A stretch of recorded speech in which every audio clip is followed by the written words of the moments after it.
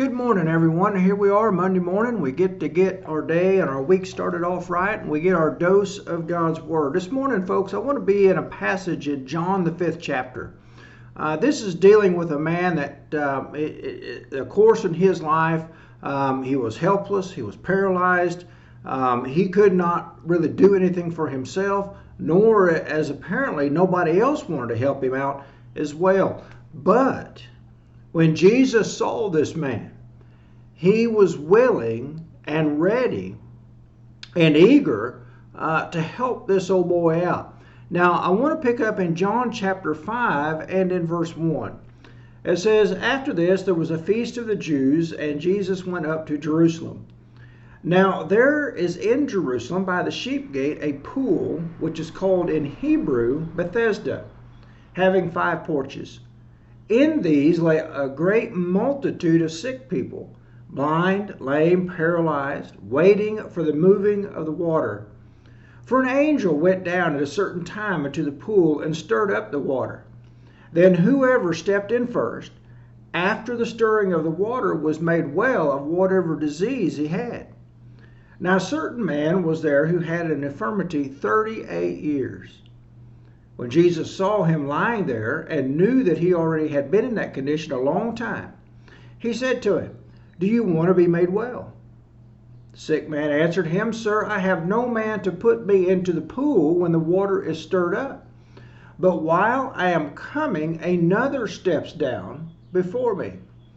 Jesus said to him, 'Rise, take up your bed, and walk.' And immediately the man was made well, took up his bed, and walked." How many of us, maybe even you, are in a very similar situation? The man that we just read about, he had a physical infirmity. I said he would have been crippled for 38 years. Now there's some things we don't know.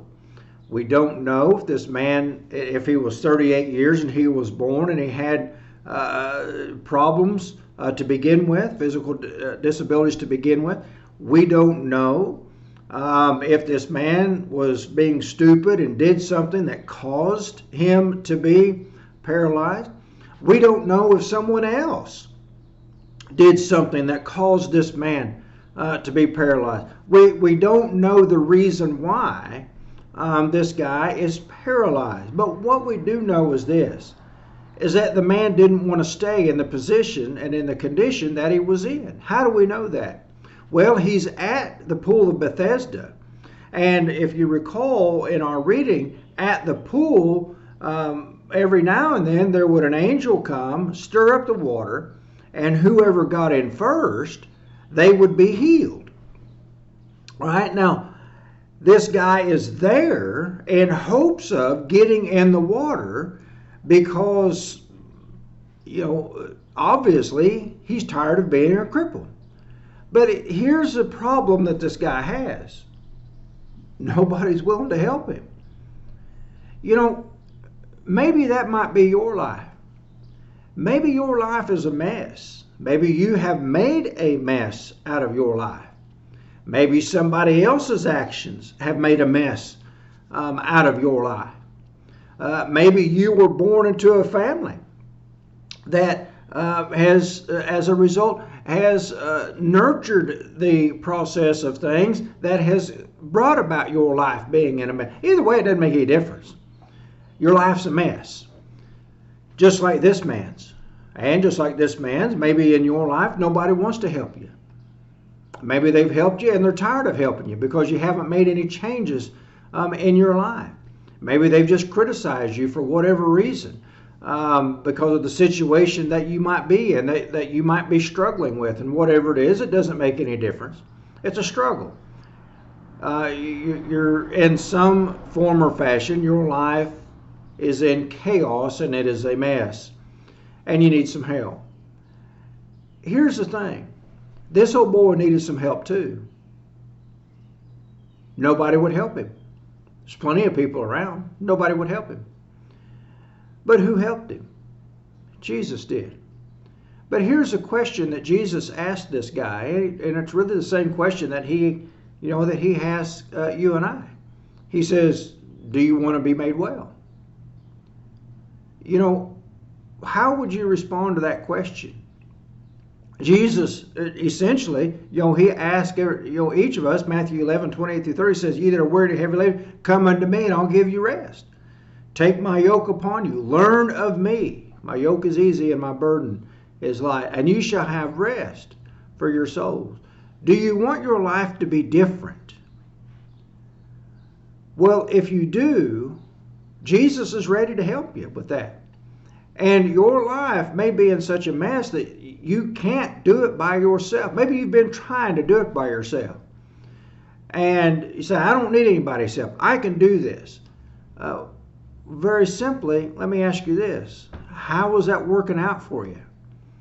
How is you doing it by yourself? How has that increased? How has that made your life better? More times than not, it's probably not any better. At best, it's at an even keel, maybe even worse. But the question comes back to, Jesus asked, do you want to be made well? If the answer to that is yes, then we must take it another step. What are you willing to do about that?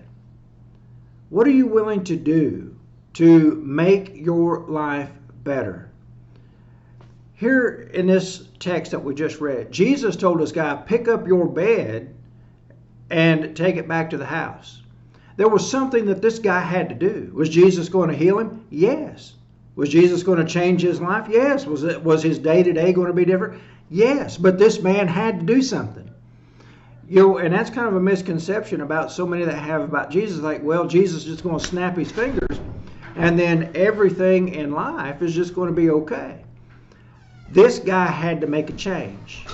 And my friends, we have to make changes in our lives too if we want our lives to change. Some of those changes are very difficult, but Jesus is there to help us to do that, just like he changed this man's life. Jesus did the work, but this man did what he could. He picked up his bed and went home. You see, when we are willing to say yes to that question that Jesus said, do you want to be made well? Okay. What am I willing to do? What do I need to do?